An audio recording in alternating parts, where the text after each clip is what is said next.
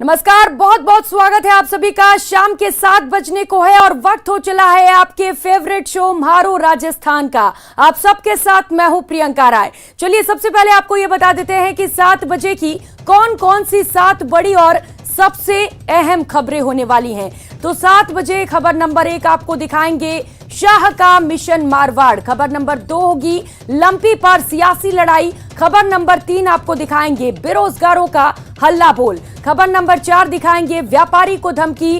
नजर रहेगी खबर जमीन विवाद में खूनी खेल पर भी। खबर नंबर 6 बदमाश मस्त पुलिस पस्त। और इसके साथ ही खबर आपको दिखाएंगे गणेश विसर्जन को लेकर। और सबसे पहले बुलेटिन की शुरुआत इस वक्त आ रही बड़ी खबर से करेंगे। बीकानेर से इस वक्त की बड़ी खबर सामने आ रही है। मिलावट दूध की फैक्ट्री पर बड़ी कार्रवाई की गई है। पाउडर मिलाकर दूध में नकली फीड बनाया जाता था।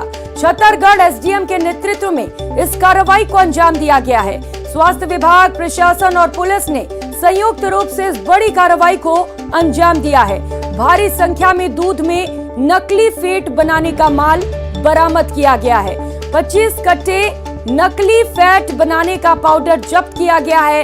510 किलो के करीब ऑयल भी जब्त किया गया है। छतरगढ़ के करनी सरबास में इस कार्रवाई को अंजाम दिया गया है।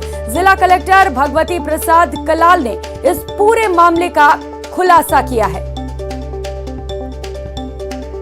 तो दूध में नकली फैट बनाने का माल बरामद किया गया है। बड़ी कार्रवाई को अंजाम दिया गया है बीकानेर में। और बीकानेर से सहयोगी विक्रम जागरवाल इसी खबर पर ज्यादा जानकारी के साथ जुड़ चुके हैं। विक्रम, बड़ी कार्रवाई, इस कार्रवाई को लेकर पूरी जानकारी दीजिए दर्शकों को।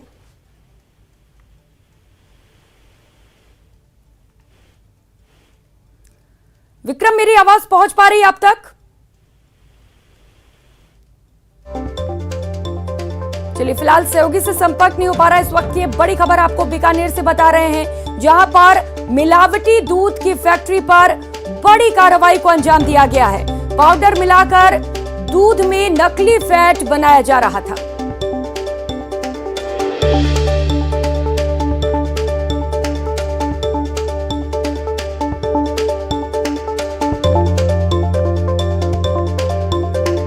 तो लोगों की जिंदगी के साथ खिलवाड़ किया जा रहा था। बीकानेर में नकली फैट बनाए जा रहे थे पाउडर मिलाकर दूध में, और इस दौरान कार्रवाई को अंजाम दिया गया है और 25 कट्टे नकली फैट बनाने का पाउडर जब्त कर लिया गया है। विक्रम सहयोगी एक बार फिर से हमारे साथ जुड़ चुके हैं। विक्रम, कार्रवाई को लेकर पूरी जानकारी दीजिए।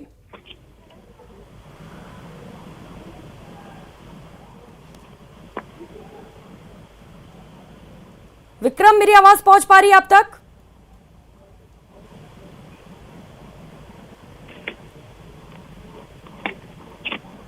मेरी आवाज पहुंच रही है विक्रम? जी जी जी विक्रम, कैसे ये कार्रवाई की गई? अभी क्या कुछ कार्रवाइयां वहां पर जारी हैं? पूरी जानकारी दीजिए इसे लेकर। देखिए, बीकानेर प्रशासन की तरफ से एक बड़ी कार्रवाई की गई है और जिला कलेक्टर जो भगवती प्रसाद हैं, उन्हें एक मुखबिर के द्वारा ये सूचना मिली थी कि जो छतरगढ़ तहसील है, वहाँ के जो करनी सरबास गांव है, उसमें एक मकान में बड़ी संख्या में जो है वो नकली दूध बनाने का काम किया जा रहा है। और इसी सूचना के आधार पर छतरगढ़ एसडीएम को जो जिला कलेक्टर ने कल रात को इस घर की में चेकिंग के लिए भेजा था, और इस दरमियान जो है वो बड़ी संख्या में यहाँ नकली दूध बनाने का जो है वो सामान भी बरामद हुआ है। और इसमें जो मुख्य रूप से जो मकान मालिक है, वो दूध में से सारी ओरिजिनल फैट निकालकर उसकी जगह वो नकली फैट जो है वो मिला देता था, और इसके लिए जो है केमिकल्स का और कुछ पाउडर का जो। बिल्कुल विक्रम, आप संयुक्त रूप से ऐसी कार्रवाइयां की जा रही है। निश्चित तौर पर जो मिलावटखोर है उनमें भी खौफ बनेगा। बहुत शुक्रिया आपका इन तमाम जानकारियों के लिए। और रुक कर लेते हैं अगली खबर का। भारतीय जनता पार्टी के ओबीसी मोर्चा की राष्ट्रीय कार्य समिति की बैठक का जोधपुर में केंद्रीय मंत्री भूपेंद्र यादव की मौजूदगी में आयोजन किया गया। उद्घाटन सत्र में भारतीय जनता पार्टी के मोदी विजन और ओबीसी जातियों के मजबूत हितैषी के रूप में पैरवी हुई। ये लक्ष्मण ने अपने अध्यक्षीय उद्बोधन में भी इसका लगातार ओबीसी आरक्षण में कांग्रेस कभी पैरोकार नहीं रही। 70 साल के राज में कांग्रेस ने वोट बैंक की खातिर ओबीसी को गुमराह किया, जबकि मोदी विजन के द्वारा ही 2017 में आयोग को संवैधानिक दर्जा मिला है। जमाने से खाता कलेक्टर कमीशन से लेकर मंडल कमीशन तक जब भी पिछड़ा वर्ग का आरक्षण का मुद्दा है, सिर्फ कांग्रेस ही नहीं, जो भी हमारे क्षेत्रीय दल पिछड़ा वर्ग समाज के ठेकेदार समझते हैं, समय समय पर वो उनका विरोध किया और लोगों को जानकारी होना चाहिए। गरीब के नाम पर, गरीबी हटाओ के नारे पर लोगों को गुमराह किया। कांग्रेस के 70 सालों में ओबीसी वर्ग की जमकर उपेक्षा हुई, ऐसी बात हुई है भारतीय जनता पार्टी के ओबीसी कार्य समिति की राष्ट्रीय बैठक में। जोधपुर में ओबीसी मोर्चा के राष्ट्रीय अध्यक्ष के लक्ष्मण ने मंच से इस बात का जिक्र किया कि लगातार 70 सालों में कांग्रेस राज में ओबीसी वर्ग की उपेक्षा हुई है और भारतीय जनता पार्टी के मोदी विजन में ही इस बात के सार्थक परिणाम सामने आए हैं। सबका साथ, सबका विकास, सबका विश्वास और सबके प्रयास से ही अब भारतीय जनता पार्टी इस उम्मीद में है कि वर्ष 2023 और मिशन 2024 के चुनावों में ओबीसी वर्ग के बूते ही भारतीय जनता पार्टी राजस्थान और केंद्र में अपना राज स्थापित करे। रंजन दवे, न्यूज़ 18 राजस्थान, जोधपुर। वही बीजेपी ओबीसी राष्ट्रीय कार्य समिति की बैठक आज से जोधपुर में शुरू हो गई है। जोधपुर से बीजेपी ओबीसी वोटर को साधने में जुट गई है। इस बैठक में अमित शाह भी कल शामिल होंगे और कार्यकर्ताओं को जीत का मंत्र देंगे। मारवाड़ से बीजेपी साधेगी ओबीसी वोटर। ओबीसी आरक्षण के बहाने कांग्रेस पर निशाने। मिशन 2023 की तैयारी में जुटी बीजेपी। पश्चिम राजस्थान के प्रमुख शहर जोधपुर में ओबीसी वर्ग की राष्ट्रीय कार्य समिति की बैठक में पार्टी के कार्यकर्ता और दिग्गज जुटे हुए हैं। मकसद 2023 के विधानसभा के रण में ज्यादा से ज्यादा सीट जीतकर राज्य में सरकार बनाने का।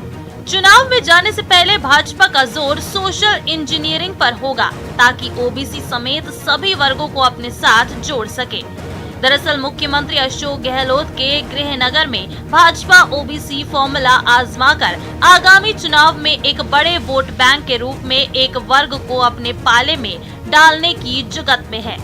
ओबीसी मोर्चा की राष्ट्रीय कार्यकारिणी के शुरू होने से पूर्व संध्या पर बृहस्पतिवार को प्रदर्शनी का शुभारंभ किया गया। इसमें भाजपा राजस्थान की विकास यात्रा, मोदी सरकार की उल्लेखनीय उपलब्धियां, भारतीय जनता पार्टी की विकास यात्रा, गरीब कल्याण को समर्पित मोदी सरकार की योजनाओं के बारे में पोस्टर और बैनर के जरिए बताया गया है। मैं देश के यशस्वी प्रधानमंत्री मोदी जी का इसलिए धन्यवाद दूंगा कि अन्य पिछड़ा वर्ग आयोग के संवैधानिक दर्जा और अपने मंत्रिमंडल में अन्य पिछड़ा वर्ग के लोगों का अधिकांश प्रतिनिधित्व, ये अपने आप में इस बात को पुख्ता करता है। मोदी जी की जितनी लोक कल्याण की नीतियां हैं वो गांव, गरीब और अन्य पिछड़ा वर्ग को समर्पित हैं, चाहे वो जनधन के खाते हों, चाहे वो उज्ज्वला हो, चाहे वो आवास हो, चाहे आयुष्मान हो, चाहे पीएम किसान हो। ये तमाम नीतियां हैं जो देश के अन्य पिछड़ा वर्ग को एक अम्ब्रेला के नीचे लाते हैं, एक झंडे के नीचे लाते हैं।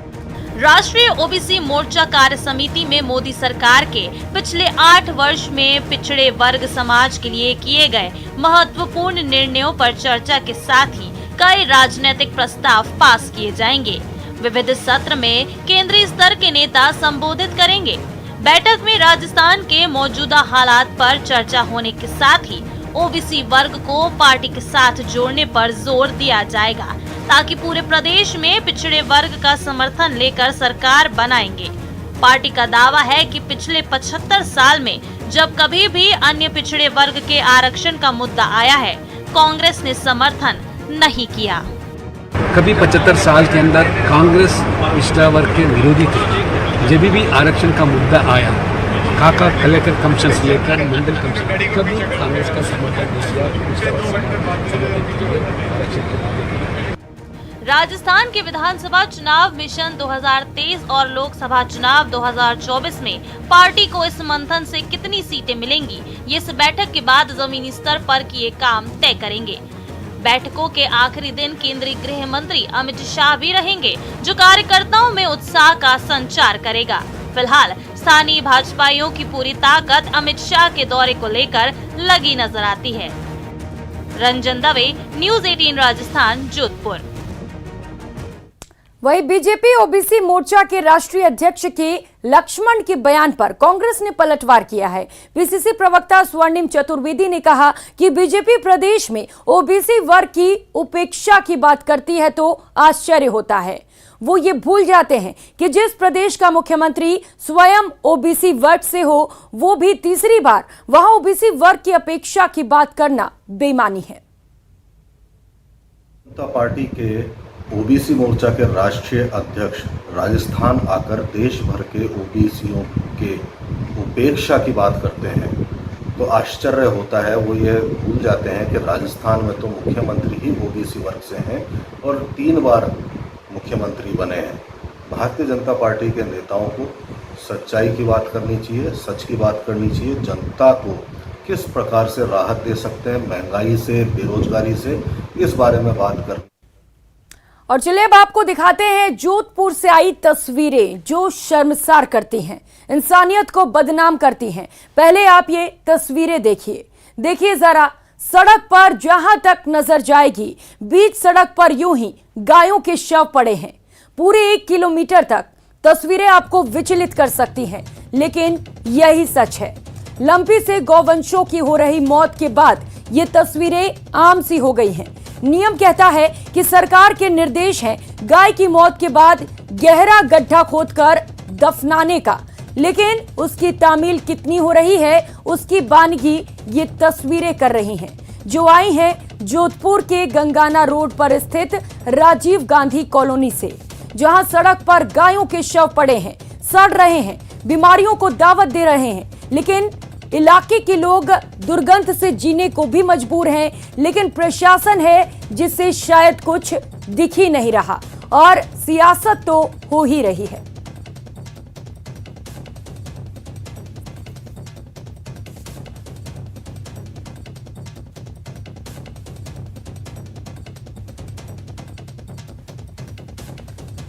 तो दूर दूर तक गायों के शव सड़क पर यूं ही फेंक दिए गए हैं।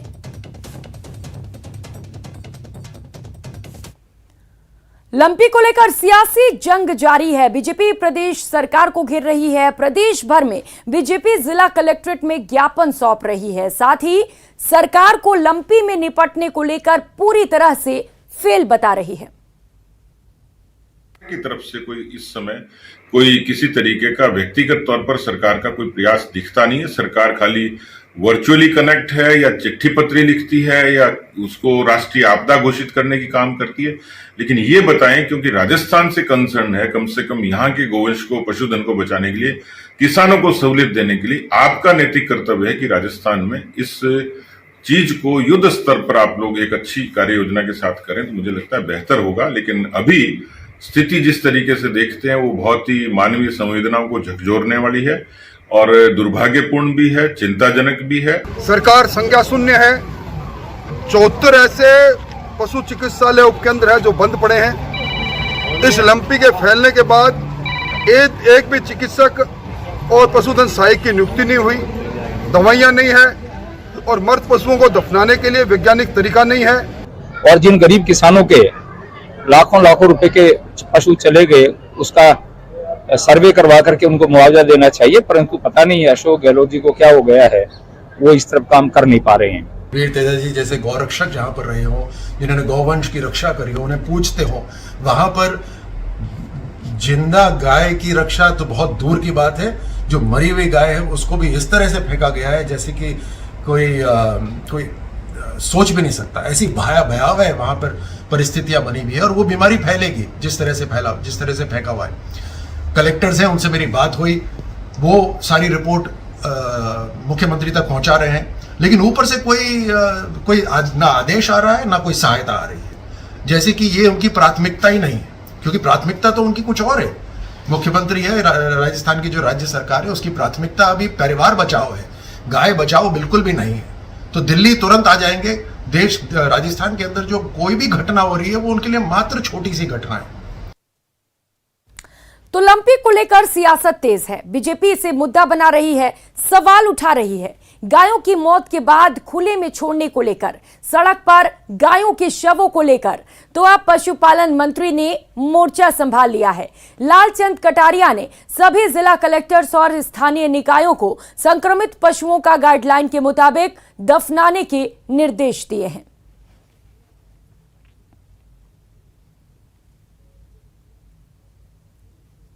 राजस्थान में लंपी वायरस तेजी से फैलता जा रहा है और पशुओं के मौत के आंकड़े भी चिंताजनक होते जा रहे हैं।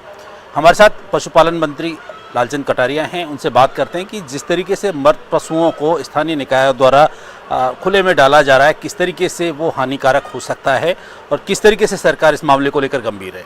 तो जिस तरीके की जो तथ्य सामने आ रहे हैं कि मृत पशुओं को, लंपी से संक्रमित पशुओं को बाहर फेंका जा रहा है, किस तरीके की आपके पास सूचनाएं हैं और क्या कुछ सरकार इसमें आगे करे? देखिए, ये सूचनाएं जो हमारे को प्राप्त हो रही है उसके बारे में पूरी जानकारी है और कल भी हमने रिव्यू किया है। उसमें जिला कलेक्टर्स को पाबंद किया गया है कि स्थानीय निकाय की जो जिम्मेदारी है, चाहे नगर पालिका हो, नगर निगम हो, ग्राम पंचायत हो, उनको पैसा भी अलग से दिया गया है। एसडीएम्स और कलेक्टर्स को पाबंद किया गया है और जो जानकारी मिल रही है हम रोज़ उस पर बातचीत करते हैं। और हमने पूरी सख्ती के साथ में कलेक्टर्स को पाबंद किया है कि विधि विधान के साथ में जो मृत गाय है, हमारा गोवंश है, उसका वो डिस्पोजल करें। और कल से इसमें काफ़ी सुधार भी हुआ है। मैं लगातार कलेक्टर्स के संपर्क में हूँ और जहाँ से भी जानकारी हमारे को ऐसी मिलती है हम तुरंत उस पर कार्रवाई करते हैं। और उनको ये भी कहा गया है कि लंपी बीमारी से जो गोवंश है उसका अलग डिस्पोजल करें और जो सामान्य रूप से जो बुजुर्ग जानवर है जिसकी उम्र हो जाती है उसका वो अलग से डिस्पोजल करें। क्योंकि कहीं ठेका प्रथा भी है ग्राम पंचायतों में, पंचायत समितियों में, नगर पालिकाओं में, नगर निगम में, तो ठेकेदारों को भी पाबंद किया गया है कि वो। और अमित शाह के जोधपुर दौरे को लेकर इस वक्त की बड़ी अपडेट आपको बता दें। बूथ सम्मेलन और ओबीसी कार्य समिति को गृह मंत्री अमित शाह संबोधित करेंगे। रावण का चबूतरा मैदान इस वक्त बीजेपी नेता पहुंचे हुए हैं। ज्यादा जानकारी लेंगे, इस वक्त हमारे साथ सहयोगी बाबूलाल धायल सीधे जुड़ चुके हैं। बाबूलाल, क्या कुछ कार्यक्रम है गृह मंत्री अमित शाह के?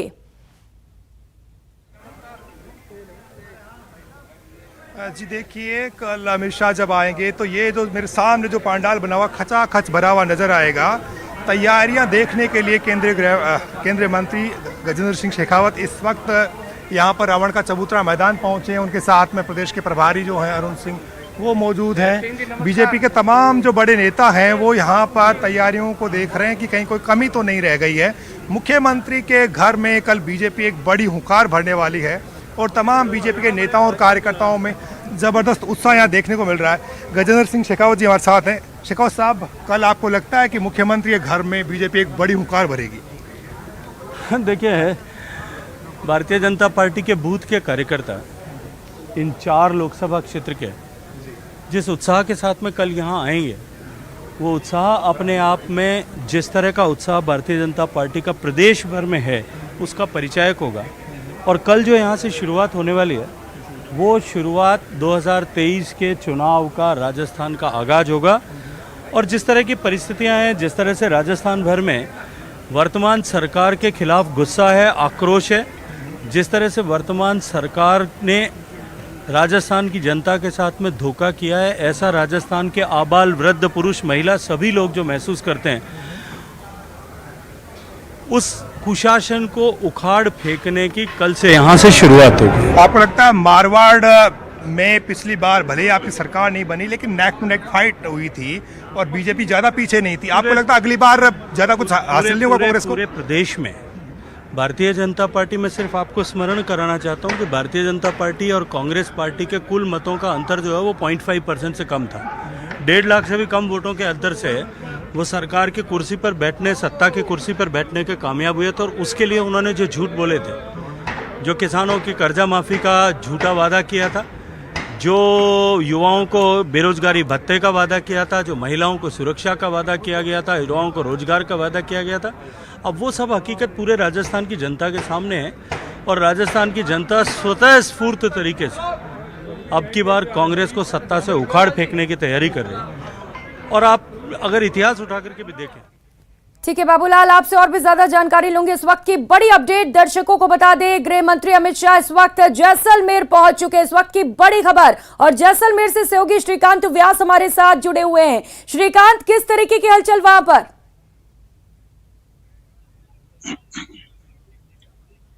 प्रियंका, कुछ ही मिनट पहले जो है केंद्रीय गृह मंत्री अमित शाह ने जैसलमेर के एयरफोर्स स्टेशन में जो है विशेष विमान उनके लैंड कर लिया है। मैं तस्वीरें जो है वो दिखाना चाहूंगा। एयरफोर्स स्टेशन के अंदर किसी को एंट्री नहीं दी गई है, फुल टाइट सिक्योरिटी रखी गई है। कुछ ही देर में उनका कारगेट जो है वो कारगेट बाहर आने वाला है। पुलिस जो है वो हरकत में आ चुकी है और पूरे जो रास्ते हैं वो क्लियर करवा लिए गए। दोनों तरफ से जो है वो बैरिकेटिंग कर दी गई है। पुलिस के जो अधिकारी है वो यहाँ मौके पर तैनात नजर आ रहे हैं। कुल मिलाकर जो तैयारियां हैं वो जोरों पर। मैं तस्वीरें दिखाना चाहूंगा। सामने एयरफोर्स स्टेशन है जहां पर अभी उनका जो विमान है उसने लैंड किया है और वहां पर उनकी अगुवाई करने के लिए केंद्रीय कृषि राज्य मंत्री कैलाश चौधरी जो है वो यहाँ पर आए हुए हैं। जैसलमेर बाड़मेर के सांसद भी है और साथ ही जो जिला अधिकारी है, जिला पदाधिकारी है, वो लोग यहाँ पर मौजूद है। साथ ही जो है जन पुलिस अधिकारियों की ड्यूटी लगाई गई है वो भी यहाँ पर मौजूद नजर आ रहे हैं। मैं आपको तस्वीरें जो दिखा रहा हूँ ये इस वक्त एयरफोर्स स्टेशन की है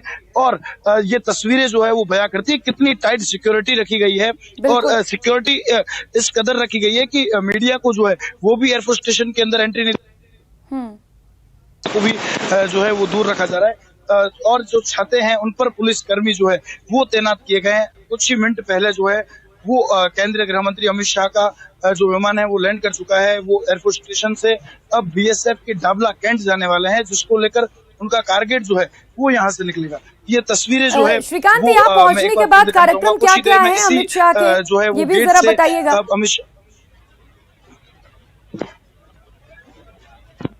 जी मैं आपको बता दूं प्रियंका कि अमित शाह के जो कार्यक्रम है वो सबसे पहले वो यहाँ से इनका तस्वीरें आपके साथ देखते रहेंगे। इस वक्त अरुण सिंह सहयोगी से बात कर रहे हैं, सुनते हैं क्या कुछ कार्यकर्ता ही पार्टी के असली एक तरीके से मालिक होते हैं। सभी भारतीय जनता पार्टी के कार्य के बिंदु बूथ पर ही होती है। बूथ के अध्यक्ष आएंगे और संकल्प के विजय संकल्प लेकर के जाएंगे और अशोक जो गहलोत है उनको खाट फेंकेंगे। अच्छा ये बताइएगा, ओबीसी पर बहुत बड़ा फोकस है बीजेपी का। आपको लगता है कि ओबीसी के बिना आसान नहीं है बीजेपी की राहें, और ओबीसी साथ है तो फिर कोई मुश्किल नहीं है पार्टी के लिए, कहीं चुनौती नहीं है? माननीय प्रधानमंत्री जी। और फिलहाल यहाँ रुकेंगे एक छोटे से ब्रेक के लिए, लौटेंगे फौरन। और ब्रेक के बाद आपको दिखाएंगे कि बेरोजगारों का हल्ला बोल किस तरीके से आज प्रदेश में देखने को मिला है।